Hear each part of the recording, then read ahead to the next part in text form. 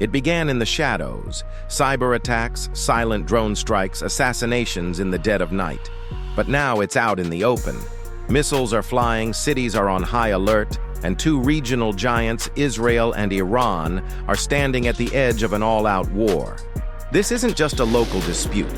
The outcome could affect oil markets, global security, and even trigger larger international conflicts. So, how did we get here? Why are these two nations so fiercely opposed?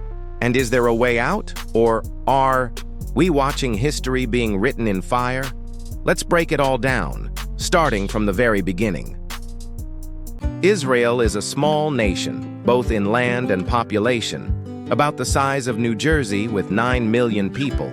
But despite its size, Israel is a major military and technological powerhouse. Founded in 1948, Israel has faced constant threats from neighboring states.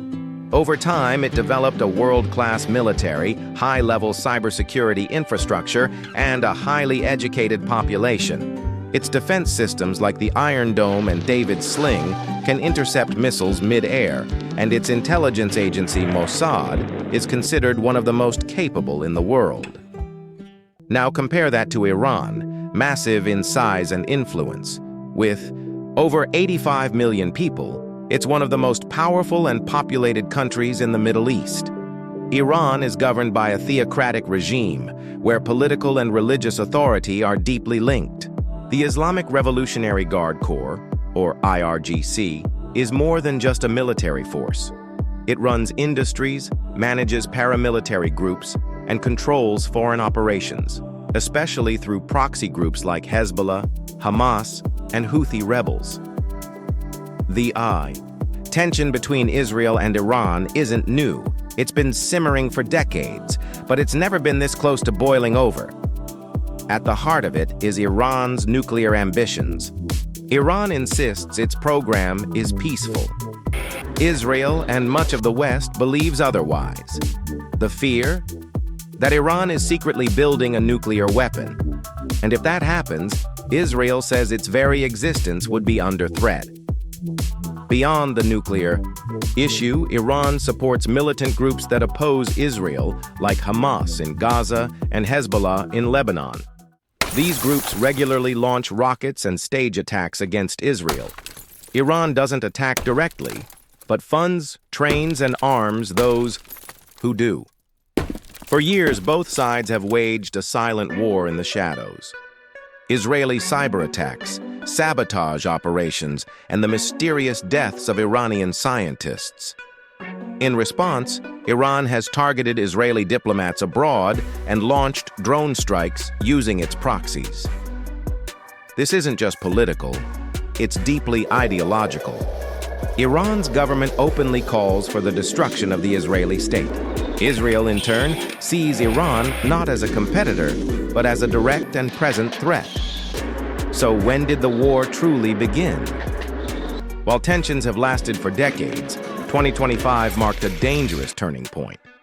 To understand how the war truly exploded, we need to go back to the beginning of Iran's military response strategy, Operation True Promise.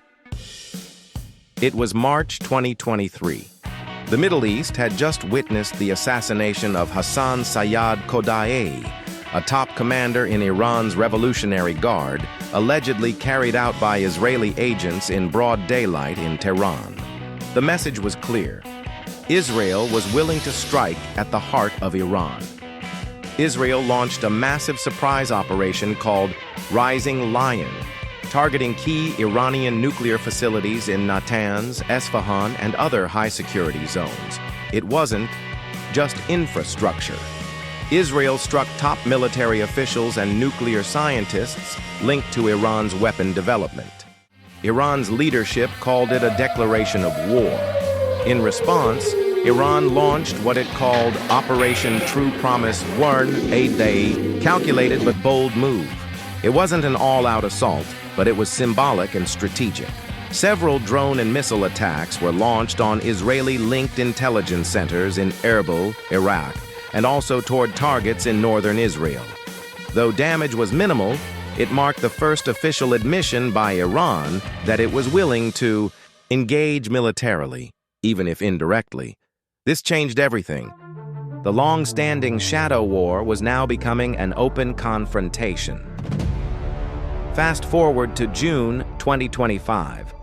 After years of tit-for-tat sabotage, airstrikes, and covert assassinations, things escalated dramatically. On June 12th, Israel launched a preemptive air operation again called Operation Rising Lion, targeting key nuclear and air defense facilities deep inside Iran. Military reservists are on full mobilization. The Iron Dome has intercepted over 500 aerial threats in 5 days. Major cities like Tel Aviv and Haifa are on high alert. Civilian shelters are packed. The Iranian government responded within hours with its most powerful direct military operation. To date, Operation True Promise 3. This time, it was not symbolic. It was war. Over 150 ballistic missiles fired from Iran, many aimed at Israeli military bases in the Negev desert, Dimona, home to Israel's nuclear site, and Tel Aviv's defense command centers. An additional wave of over 100 kamikaze drones was sent from proxy regions, Yemen, Iraq, and Syria, aimed at overwhelming Israel's Iron Dome. Hezbollah joined in, launching simultaneous rocket barrages from southern Lebanon, while Hamas escalated from Gaza. While Israel's defense systems intercepted most of the threats, some broke through. Civilian neighborhoods were struck, dozens were injured, and global markets trembled. This was no longer a covert game. Regional war, many feared, was finally here. Oil prices have soared past 120 barrel. The Suez Canal is under threat. Shipping in the Persian Gulf has slowed. The United Nations has called for an emergency ceasefire, but neither side is backing down. Can this end soon? Could this conflict expand into something far bigger? Or will diplomacy manage to slam the brakes before it's too late? We're watching history in real time. If you found this video insightful, hit like, subscribe, and leave a comment. Do you think this war will end this year? Or is the worst yet to come? For more in-depth global analysis, make sure you stay with our channel.